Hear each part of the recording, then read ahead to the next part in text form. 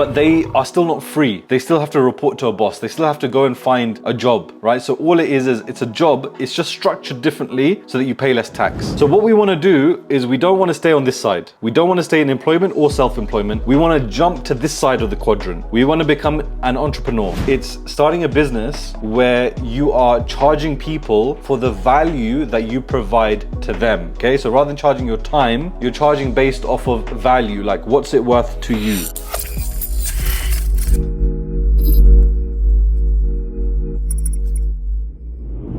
Yeah, I think when you said it to me, it was a bit of an eye-opener in regards to, I've got some business experience, and it's only in the past few months which I've gained quite a lot of experience within business and within selling B2B, and obviously attaining clients and also working with larger vendors. So it's been quite recent of myself to get this experience. And then what I wanted to do was couple this experience of business which I'm getting with also to have a degree.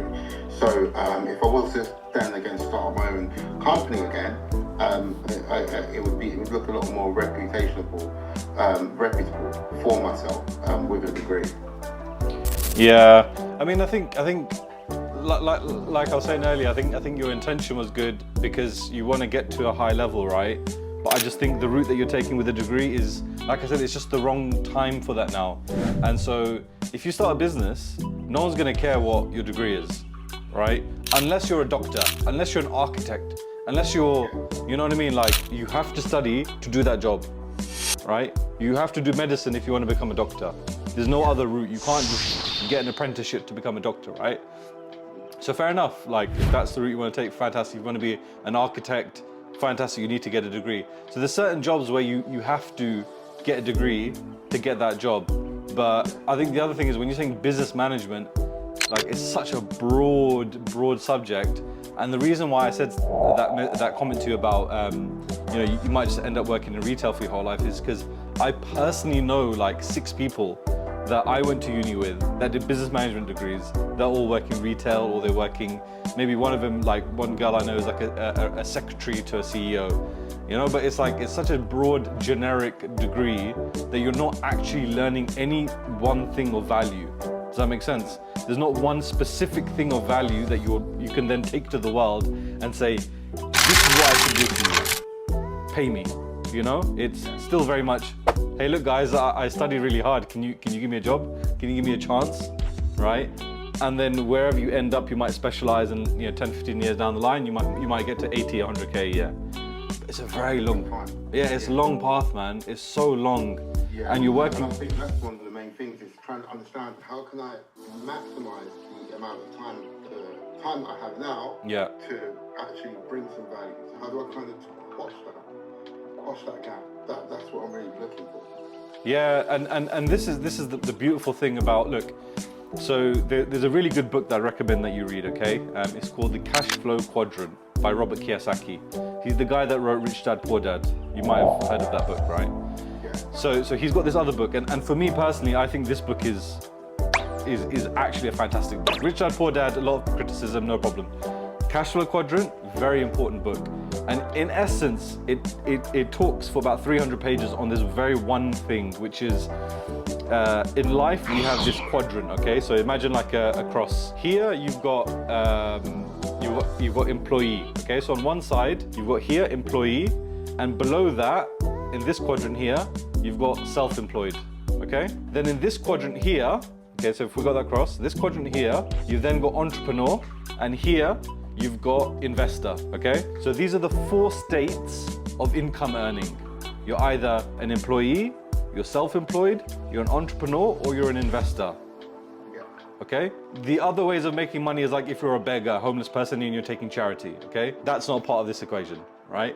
But if you're working, then these are the 4 things, right? And so what he says is most people will always stay in that employee quadrant. And that's level 1, right? You stay in that employee quadrant, okay?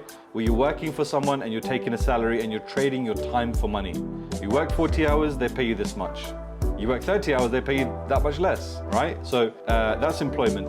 Then and you're taxed heavily, more than anybody else, you're taxed here.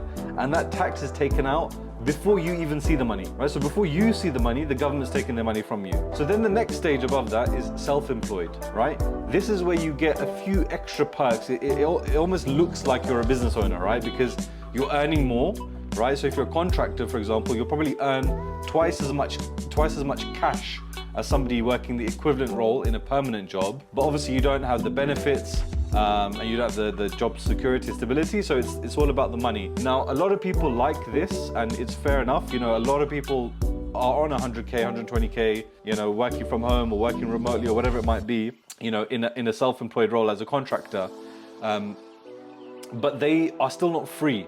They still have to report to a boss. They still have to go and find a job, right? So all it is it's a job. It's just structured differently so that you pay less tax, in essence, right?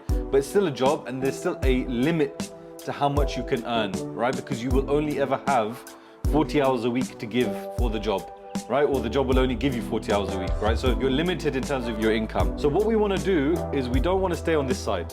We don't want to stay in employment or self-employment. We want to jump to this side of the quadrant. We want to become an entrepreneur, okay? And then from entrepreneur, we can then become an investor. So entrepreneur is how we get to what you're asking for. So you're asking, how do I leverage my time to make someone's salary in a month? So what someone makes in 12 months, how do I make that in 1 month? And the way to do that is by a couple of things. Firstly, you need to have a business. But like we said, you could be self-employed as a business owner. That doesn't make the difference, right? So it's starting a business where you are charging people for the value that you provide to them. Okay, so rather than charging your time, you're charging based off of value, like what's it worth to you? If I got you this, what's it worth to you? That value is what you charge upon, right? And in recruitment, why this is so lucrative, I guess, and I guess the other thing to this as well is you don't want to be spending too much time to make that money. So you don't want to be spending 40 hours or 80 hours a week to make that money. You want to be working less and earning more, right? That's the goal.